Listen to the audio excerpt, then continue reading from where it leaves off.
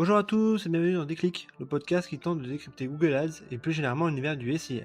Je suis Jérémy Lacoste, consultant SIA depuis plusieurs années et j'aurai le plaisir d'aborder plusieurs fois par mois une problématique search.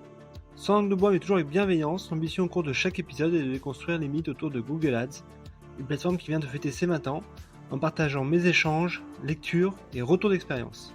Chaque mois, je ferai le récap des différentes actualités du search et plus particulièrement de Google Ads.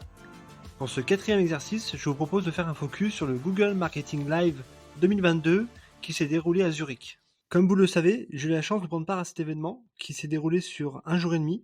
La première journée, on a eu droit à différents speeches de VP qui, pour le coup, n'étaient pas présents. Donc ça, c'est vraiment dommage sur l'événement. Avec une soirée ensuite qui, là, pour le coup, était plutôt ultra qualitative. Et ensuite, le lendemain, c'était une soirée très studieuse avec là également un focus sur différentes innovations de la roadmap search de Google et ensuite des ateliers présentés et animés à la fois par soit des agences, soit des Googlers. Côté public, effectivement, il y avait un peu de Googlers qui étaient présents, beaucoup d'agences et finalement peu de Français.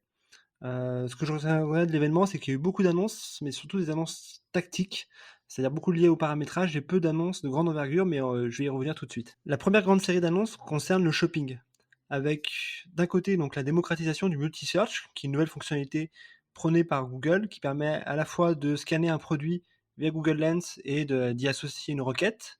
Le deuxième élément également qui était intéressant, c'est la présentation du one-click experience, c'est-à-dire que Google s'oriente de plus en plus vers une marketplace pour concurrencer Amazon et il sera désormais possible dans quelques semaines, quelques mois de pouvoir acheter directement en un clic sur Google.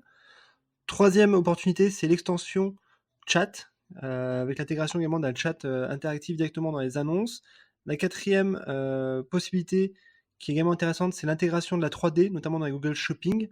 Et enfin, cinquième opportunité qui me semble également intéressante, c'est la promotion de la carte de fidélité directement dans les annonces. Deuxième série d'annonces autour de la consolidation des campagnes Performance Max qui vont du coup s'inscrire dans la durée avec 3 points. Le premier, donc la mise en place d'un A/B testing pour mesurer l'uplift face aux campagnes classiques. Le deuxième point, l'optimisation possible avec pour objectif l'in-store. Et le troisième point, c'est le développement de la partie recommandation et insight. Quatrième série d'annonces autour de la vidéo, avec là également 4 points. Le premier, donc la possibilité de sponsorisation directement dans le feed des shorts de YouTube via Action Campaign. Le deuxième point, c'est l'intégration de vidéos sponsorisées dans le feed Discover. Le troisième point, c'est la mise à disposition d'un outil de montage vidéo gratuit directement dans Google Ads.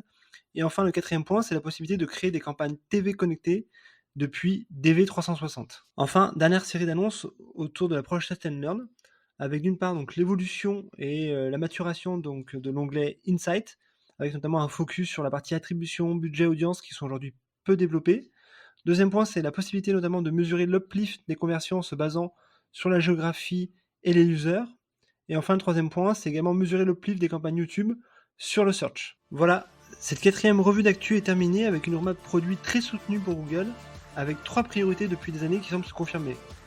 J'entends par là la vidéo, l'automatisation et le shopping. D'ici là, prenez soin de vous, et si vous me cherchez, vous savez où me trouver, sur Google bien sûr. Allez, à la prochaine!